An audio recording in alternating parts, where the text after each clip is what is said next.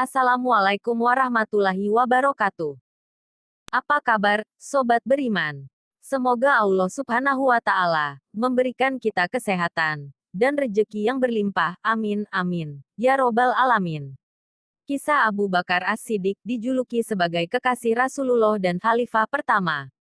Dalam suatu hadis yang diriwayatkan Imam Muslim, sahabat Amr bin Auf pernah bertanya kepada Nabi Muhammad SAW mengenai siapakah yang paling beliau cintai. Nabi Muhammad SAW menjawab, Aisyah. Lalu, Amr bin Auf bertanya lagi, lalu siapakah dari golongan laki-laki? Beliau SAW menjawab, ayahnya Aisyah, Abu Bakar. Berkat riwayat tersebut, Abu Bakar As-Siddiq memperoleh julukan sebagai kekasih Rasulullah SAW. 2 tahun selepas tahun gajah, 573 M, Abu Bakar dilahirkan di Makkah, Jazirah Arab. Ia lebih muda 2 tahun dari Nabi Muhammad SAW. Nama aslinya adalah Abdullah bin Abu Quhafah, Utsman bin Amir al-Qurashi at-Taimi. Sebelum memeluk Islam, Abu Bakar adalah seorang pedagang yang kaya raya. Dalam uraian, sejarah dakwah pada masa Abu Bakar, Fatmawati dan Fitri Sukmawati menuliskan bahwa Abu Bakar memiliki lebih dari 40.000 dirham tunai. Sesudah masuk Islam, seluruh hartanya ia keluarkan untuk kepentingan dakwah dan kesejahteraan umat Islam. Terdapat sejumlah julukan bagi Abu Bakar. Selain kekasih Rasulullah SAW, julukan paling populer adalah As-Siddiq. Abu Bakar As-Siddiq. Dalam bahasa Arab, As-Siddiq artinya sosok paling jujur dan benar.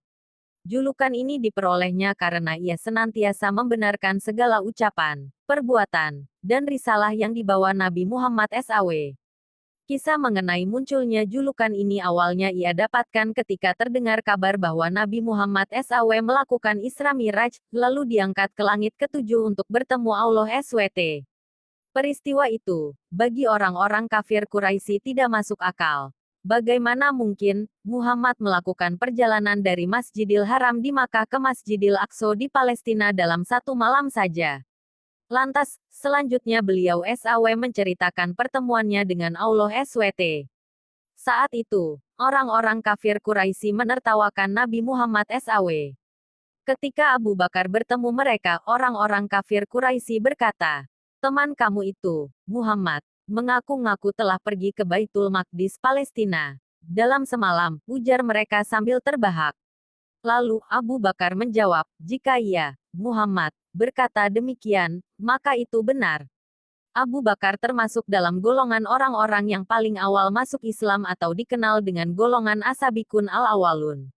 Golongan inilah yang pertama kali mengakui bahwa Muhammad SAW adalah utusan Allah SWT dan mereka dijamin masuk surga, termasuk Abu Bakar As-Siddiq.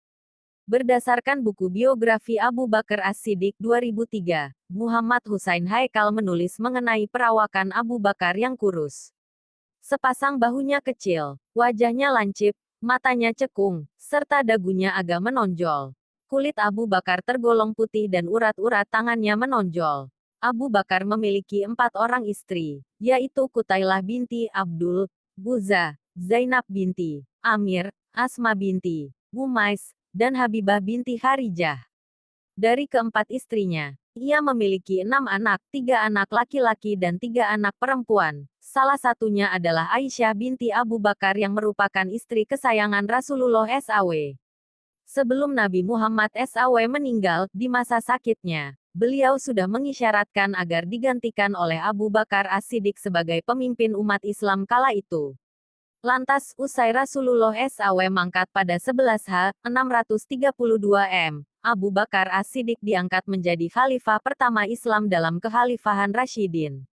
Sebagai khalifah pertama, ia memiliki banyak jasa, salah satunya adalah mengumpulkan Al-Quran.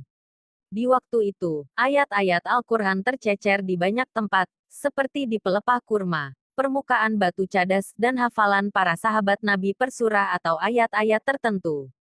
Abu Bakar memerintahkan Zaid bin Sabit agar mengumpulkan Al-Quran hingga menjadi satu kesatuan.